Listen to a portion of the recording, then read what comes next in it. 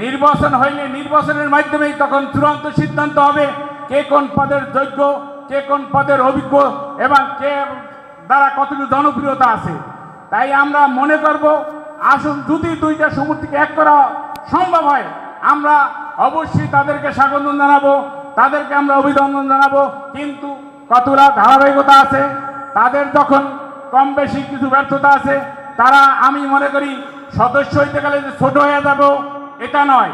সদস্য পদ লাভ করার পরে হয়তো 2 মাস বা 3 মাস বা 6 মাস যখন ব্যবসায়ীরা প্রয়োজন মনে করবো আমাদের একটা নির্বাচনের প্রয়োজন, ওই নির্বাচনের মাধ্যমেই চূড়ান্ত সিদ্ধান্ত হবে তখন কে কোন পদের উপযোগী, কার কোন দক্ষতা এবং যোগ্যতা আছে, ওই হিসাবে আমি মনে করি এ করা হবে। আর দ্বিতীয়ত আমাদের সমষ্টির আয়ব্যয়ের হিসাব যদি কারো জানার ইচ্ছে থাকে জানতে পারেন।